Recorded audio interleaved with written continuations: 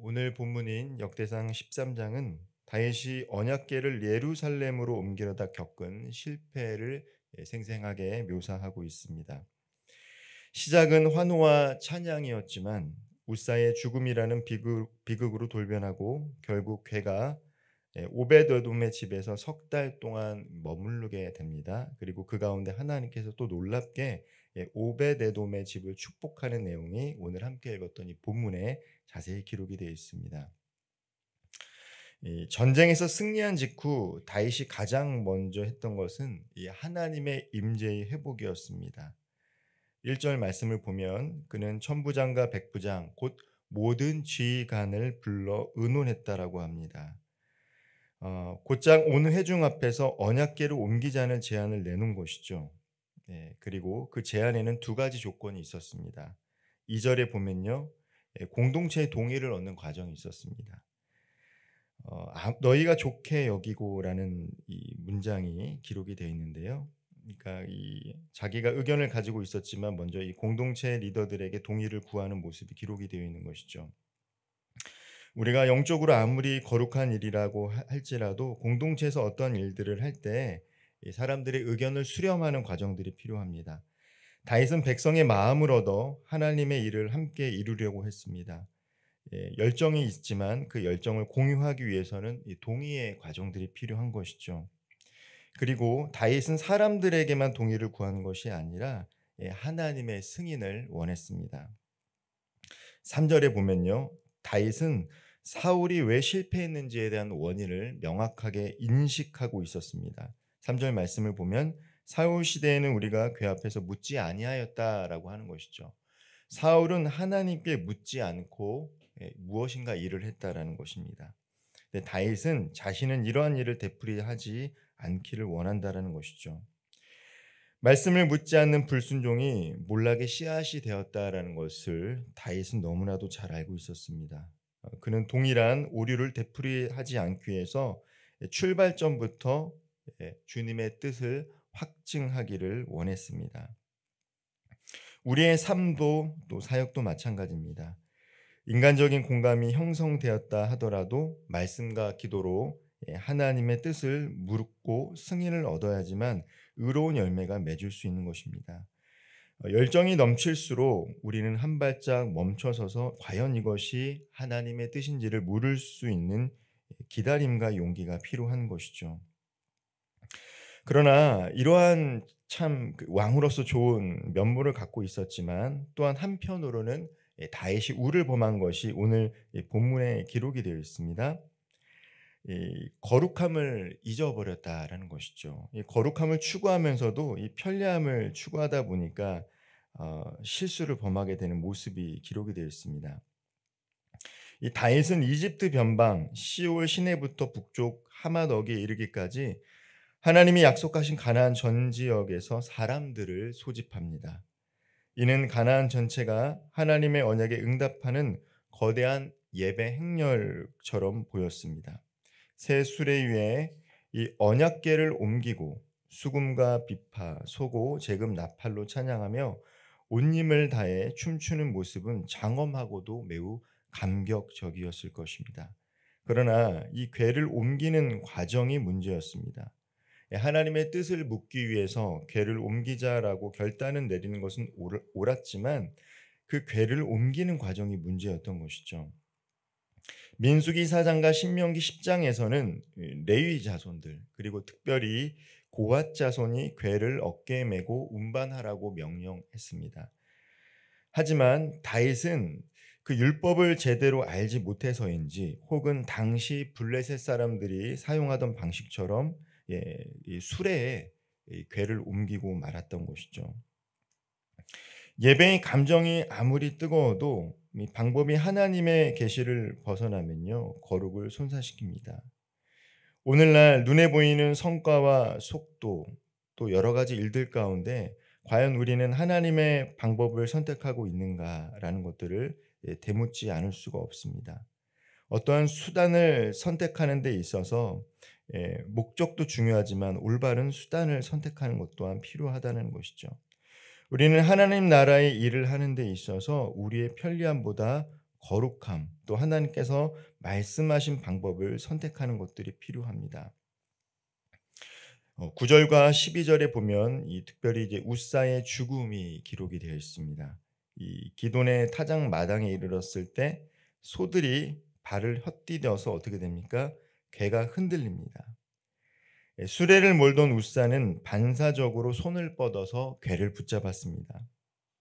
어떻게 보면 인간적으로 매우 칭찬받을 만한 행동입니다. 하나님의 괴가 떨어지니까 그 괴를 붙잡는 것은 인간적으로는 칭찬받을 만한 일이죠.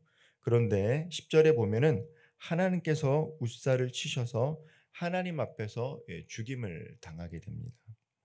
하나님의 괴를 옮기는 과정 중에 소가 흔들려 발을 헛디뎌서 괴가 흔들려서 그 괴를 붙잡는 것이 무슨 일일까 싶지만 하나님은 율법에 의해서 괴를 만지지 말고 들라 하셨기 때문인 것이죠.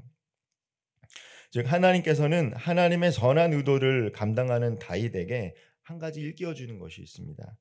그 선한 의도를 행한다 할지라도 그 절차와 방법은 하나님의 방식대로 하라고 말씀해 주고 있습니다. 특별히 궤라는 것은 지성소 가장 안쪽에 놓여져 있는 대사장 외에는 볼 수도 만질 수도 없는 매우 거룩한 것이기 때문입니다.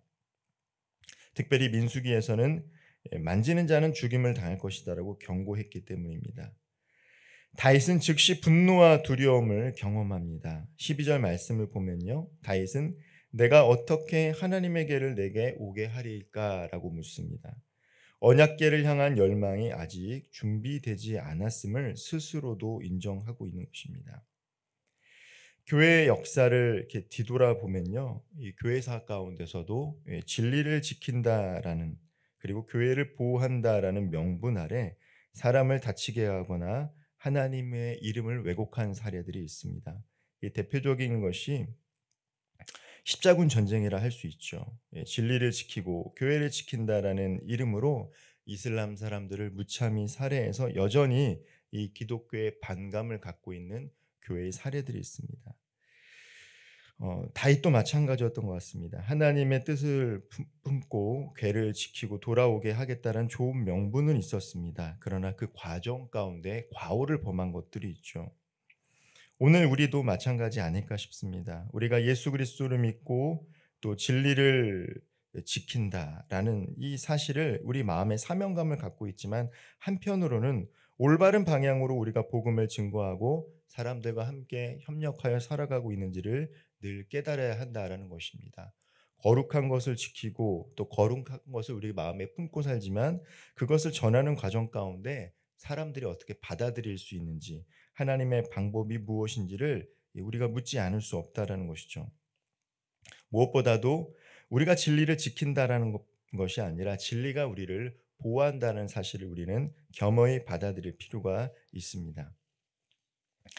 다윗은 궤를 자신의 도성으로 들여오기를 잠시 멈춥니다. 가뎃 사람 오베데돔의 집에 맡기는 것이죠. 석 달이라는 짧은 기간 동안 이 가뎃 사람 오베데돔의 집에 이 언약궤가 맡겨지게 됩니다. 네, 성경은 14절에서 여호와께서 오베데돔의 집과 그의 모든 소유에 복을 내리셨다라고 증거하고 있습니다. 복의 구체적인 내용이 밝혀져 있지는 않습니다. 그러나 가족과 재산, 명예까지 포괄적인 전인적인 번영을 아마 그의 가정 가운데 허락하셨던 것 같습니다. 말씀에 순종하여 거룩을 존중하면 하나님은 가까이 하여 주시고 복을 우리들에게 허락해 주십니다. 반대로 말씀을 무시하고 거룩을 가볍게 대하면 심판이 다가옵니다. 이 사건은 다윗에게 학습을 하게 하고요. 또 겸손함을 얻게 합니다. 실패했지만 이제 15장에 보면 다시 레위인들을 훈련시키고 다시 희생제와 감사제와 찬양대를 정비해서 다시 이 언약궤를 가지고 오는 두 번째 시도가 기록이 되어 있다라는 것이죠. 실패가 신앙을 무너뜨리지 않고 오히려 믿음을 성숙시키는 전환점이 되기도 한다라는 것입니다. 말씀을 좀 마무리하겠습니다. 우리가 서 있는 자리는 심판과 축복 사이에 있습니다. 말씀 밖에 서면 우사처럼 거룩을 침범할 위험이 있고요. 말씀 안에 거하면 오베데돔의 집처럼 예상치 못한 은혜와 복을 누릴 수도 있습니다. 새벽 어둠이 걷히면 빛이 분명하게 드러나듯 거룩 앞에서 우리의 심령은 투명해질 수밖에 없는 것이죠. 오늘 하루도 우리의 계획과 말, 섬김이 거룩을 향하도록 마음을 모으기를 소망합니다. 말씀에 길을 묻고 기도로 하나님과 대화하며 순종함으로 우리의 삶의 발걸음을 옮길 때 하나님께서는 심판을 지나 복에 이르는 축복을 저와 우리 모든 성도들에게 허락해 주실 줄 믿습니다. 오늘도 주님과 동행하며 주님의 말씀대로 순종함으로 하나님께서 우리 삶 가운데 예비하신 복을 누리며 살아갈 수 있는 우리 모든 성도님들 되기를 주님의 이름으로 축원드리겠습니다. 기도하겠습니다. 사랑과 은혜가 풍성하신 하나님, 우리가 늘 주님 곁에 서서 주님께 묻고 우리의 삶을 재조정하기를 소망합니다. 하나님께서 원하시는 분명한 목적이 있다 할지라도 그 목적을 이뤄가는 과정 속에서 하나님께서 원하시는 대로 뜻대로 선택하며 살아갈 수 있는 지혜를 허락하여 주옵소서. 하나님의 말씀 안에 거할 때 우리에게 주실 복을 기대하며 살아가게 하여 주시고, 자칫 교만하여 하나님으로부터 멀어질 때 하나님께서 임하실 심판 또한 우리가 마음 가운데 새기며 살아갈 수 있는 겸손함을 허락하여 주옵소서. 하나님, 우리 안에 열망과 열정을 허락하여 주시고 진리를 선포하고자 하는 마음을 주시고 그 진리를 선포하되 하나님께서 원하시는 방식으로 또 이웃을 살릴 수 있는 겸손한 방식으로 전하며 살아갈 수 있는 저와 우리 모든 성도들 되게 하여 주옵소서. 오늘 하루도 복음을 누리며 복음을 증거하며 살아갈 수 있도록 성령 하나님 동행하여 주옵소서. 예수님의 이름으로 기도하옵나이다. 아멘.